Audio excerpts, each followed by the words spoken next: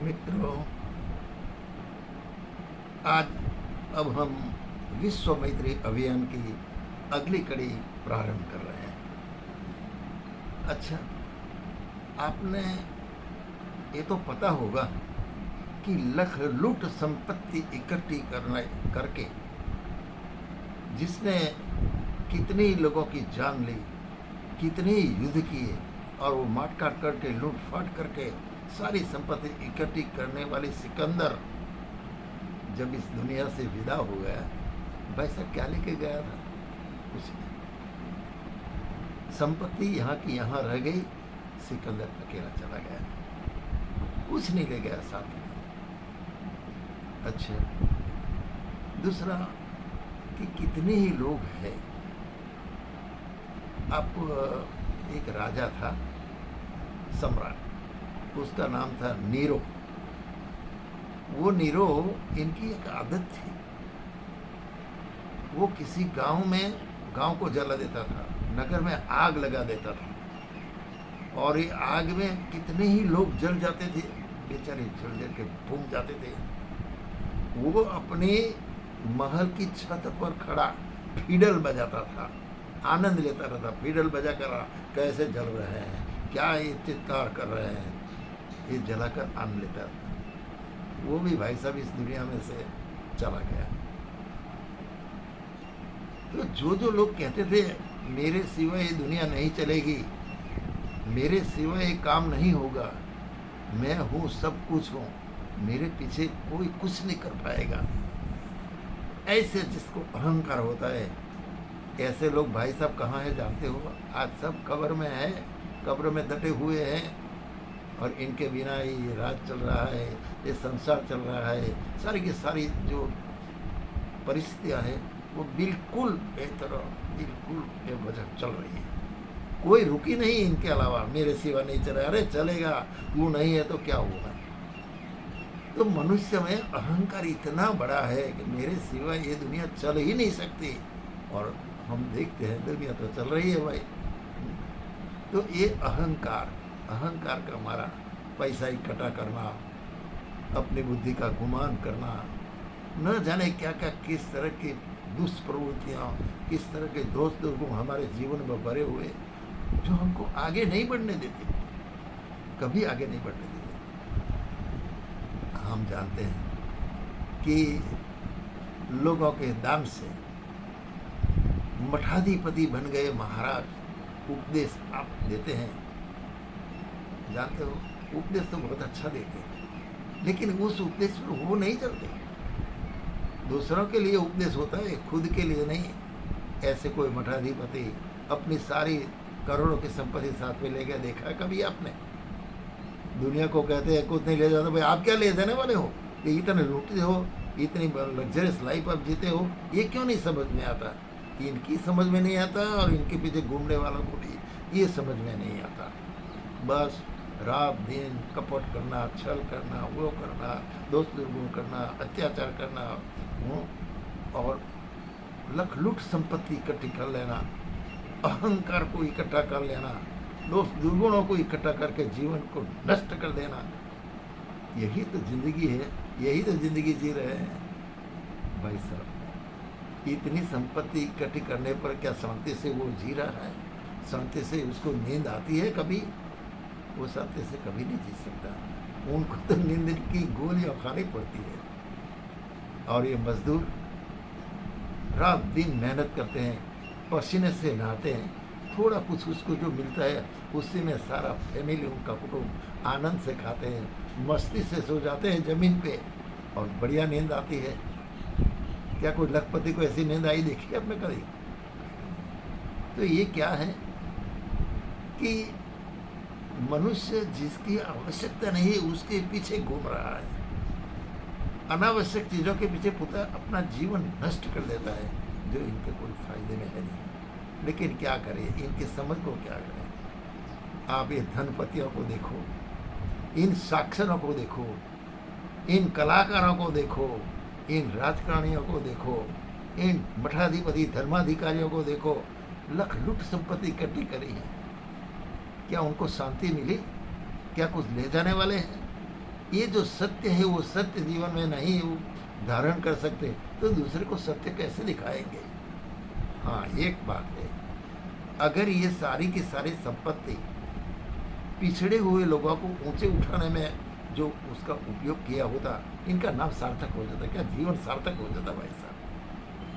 पर ये नहीं, लाखों करोड़ों रुपए इनके पास जमा पड़ा है, खाता क्या है, डायबिटीज हो गया है, नहीं खा सकता, 2 रोटी से ज़्यादा नहीं खा सकता, चीनी नहीं खा सकता, अरे दुनिया भर की हार्ट अटैक है, वो है वो है, लाखों की संपत्ति है फिर भी कुछ नहीं। बड़ी फैक्ट्री लगाई है कपड़े की, अच्छा कपड़े की फैक्ट्री, अच्छा भाई साहब जरा ये सेठ को पूछो कि आप 100 मीटर की धोती पहन के घूमते हो, ऊपर से निश्चित हो गया है कि 5 मीटर की धोती पर्याप्त है, इससे ज़्यादा आप नहीं पहन सकते।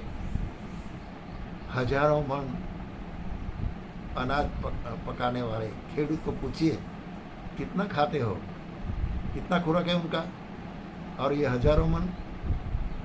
तो कहने का मतलब ये है कि हमारे पास लखलूट जो इकट्ठा हुआ है वो करने में हमारी सारी जिंदगी व्यर्थ हो जाती है। हम अच्छा काम नहीं करते, बुरा काम कर करके इकट्ठा करना सीखें, कोई फायदा नहीं भाई साहब। अगर थोड़ी सी समझ आ जाए, थोड़ा सा उपदेश जीवन में किसी का हम ग्रहण कर लें और पिछड़े हुए लोगों को ऊंचा उठाने का काम करें, ठीक है। आप देखिए लाल बहादुर शास्त्री को आप जानते हो, सरदार पटेल को आप जानते हो, रविशंकर महाराज को आप जानते हो, दयानंद सरस्वती को आप जानते हो, अरे विवेकानंद को जानते हो। क्या कुछ इकट्ठा किया उन लोगों ने? कुछ इकट्ठा नहीं किया। लेकिन जो पिछड़े लोग थे, गांधी जी ने दलितों के लिए कितना काम किया, वो जो पिछड़े लोगों को ऊंचे उठाने का काम किया, उसने कोई ऐसा संपत्ति इकट्ठी नहीं की भाई साहब, लेकिन उसने अपनी प्रतिभा, अपना ज्ञान, अपने अंदर से जो सौजन्यता थी, इसके जरिए उन्हें जो पिछड़े लोग थे, दलित थे, उनको उठाने का काम किया, उनको अच्छा बनाया, सारे संस्कार दिए, how to live, art of living करना सिखाई। तो ये महामानव बन गए भाई साहब। तो मैंने ये इसीलिए कहा कि कोई कुछ दुनिया में कोई ले जाने वाले नहीं है, अहंकार रखने की क्या जरूरत है? क्यों अहंकार में इतने बड़े हो जाते हो? और ये बड़ा को कौन पूछता है? कोई नहीं पूछता। तो एक छोटी सी बात करके मैं मेरी बात समाप्त करूँगा ताकि आपकी भी समझ में आ जाएगा। एक बार क्या हुआ कि एक सन्यासी अपने शिष्यों के साथ पूर्व दिशा में से आ रहा था, रास्ते में सन्यासी आ रहा था, पश्चिम दिशा से एक सन्यासी ने भी अपनी शिष्यों के साथ आ रही थी। दोनों टोलियां एक जगह पर इकट्ठी हो गई, एक और सन्यासी एक और सन्यासिनी। रुक गए दोनों। रुकने के बाद सन्यासिनी के सामने देखकर, 2 पांव था तो एक पग ऊंचा कर लिया उसने, सन्यासी ने पांव ऊंचा करके देखा उनके सामने। तब सन्यासी ने क्या किया जानते हो?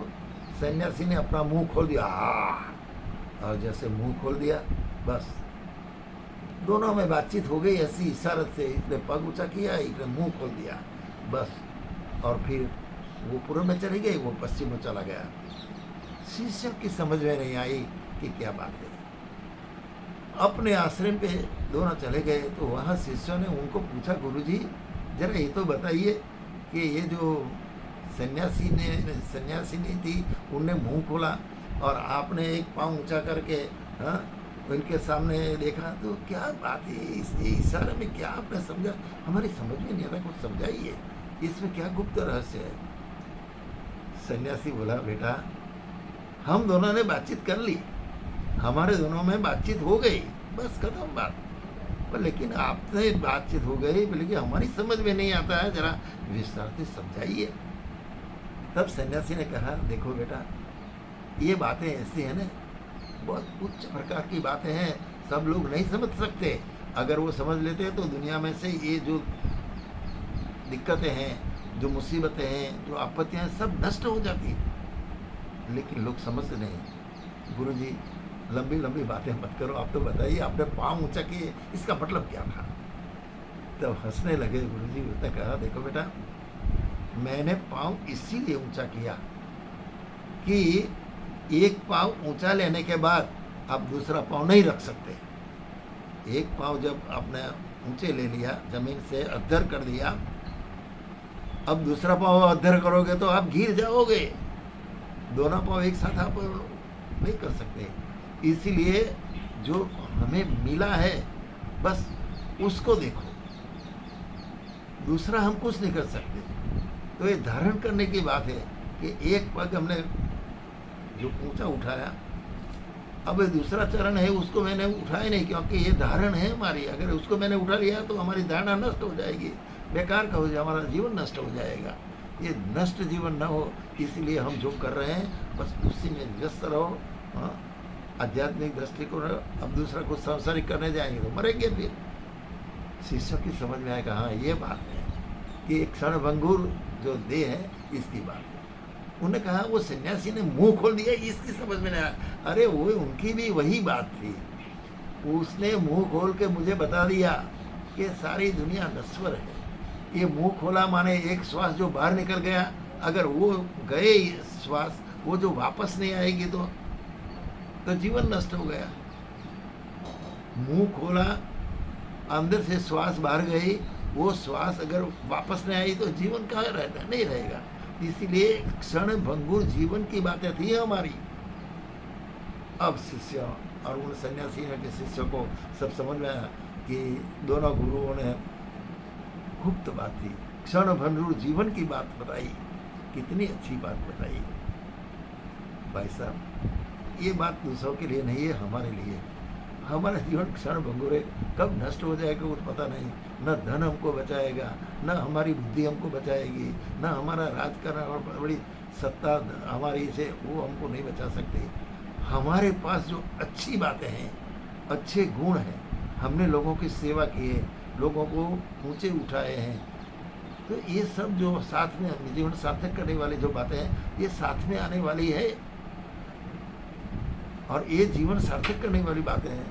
तो ये बात है। इसलिए क्षणभंगुर देह की सिकंदर ने वही किया, नीरो जो फीडर है उसने किया, जो कब्र में वो सब लोग अपना जीवन नहीं जी सके, तो जीवन जीने की जो बात है ये दोनों ने की। भाई साहब, विश्व मित्र अभियान के जरिए हम आपको भी ये कहना चाहते हैं कि एक क्षण भंगुर देह की बहुत लालच मत करो, इसका मोह मत रखो, और इसमें पढ़ो मत, पर अपने जीवन से, अपनी प्रतिभा से जो कुछ हो सके ये लोगों को, ये सारी दुनिया को ऊंचे उठाने में करो। भगवान की सृष्टि उसको सुंदर बनाने में आपका लक्ष्य, अपनी बुद्धि, अपनी प्रतिभा का उपयोग करो, वो सही है। और ये तब होगा जब हम एक दूसरे के साथ मैत्री से जुड़ेंगे। मैत्री ही माध्यम है, मैत्री ही रामबाण है, मैत्री ही बुमरेंगे। इसको समझकर आगे बढ़ो। इस प्रार्थना के साथ मैं आज की इस बात को समाप्त करता हूँ। उदय से चौर का सब